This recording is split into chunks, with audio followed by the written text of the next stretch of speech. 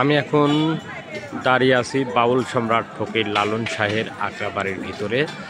আপনাদেরকে জানিয়ে রাখি, আগামীকাল রবিবার লালন স্মরণ উৎসব একদিনের উপলক্ষে অনুষ্ঠিত হতে যাচ্ছে। যদিও 3 দিনের লালন স্মরণ উৎসব মেলা ছিল, কিন্তু পবিত্র মাহে রমজানের পবিত্রতা রক্ষার্থে কমিটির সিদ্ধান্তে একদিনের আলোচনা হয়ে সাধুদের পূর্ণ সেবার মাধ্যমে শেষ হবে এবং বন্ধ থাকবে লালন মেলা। মাঠের যে স্টল হতো সেটা বন্ধ থাকবে, শুধু আলোচনা হবে। আমরা এটাই জেনেছি, আপনাদেরকে দেখাবো, আমাদের সাথে থাকুন।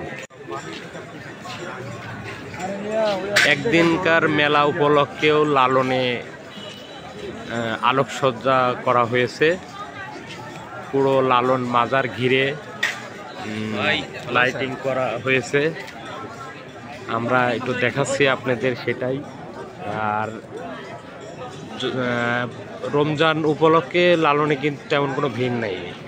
আর রমজান বাদে প্রতিবারই মেলা হয়, মেলা হলে এইসব এই যে ফাঁকা জায়গাগুলো দেখাচ্ছে, কোনো পা দেওয়ার কোনো জায়গা থাকতো না। 3 দিন আগের থেকেই লালনের ভক্তবৃন্দরা এসে মাজারে জড়ো হতো এবং আশপাশ দিয়ে সাধু ভক্ত অনুরাগীরা জড়ো হতো। কিন্তু এবার এই রমজানের কারণে, পবিত্র রমজানের কারণে সেরকম ভিড় লক্ষ্য করা যাচ্ছে না।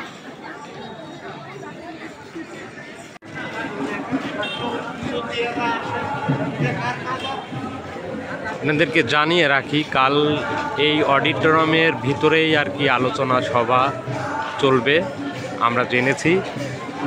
এটা হচ্ছে লালন অডিটোরিয়াম, আর এই পাশে বাউল সম্রাট ফকির লালন শাহের মাজার, ভিতরে তার কবর, পালিত মায়ের কবর আছে।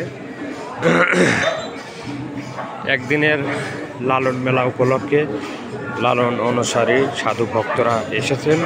তারা খণ্ড খণ্ড আকারে বসেছেন এবং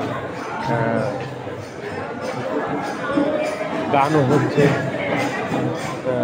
বিভিন্ন জায়গায় সাধুরা তাদের গান পরিবেশন করছেন।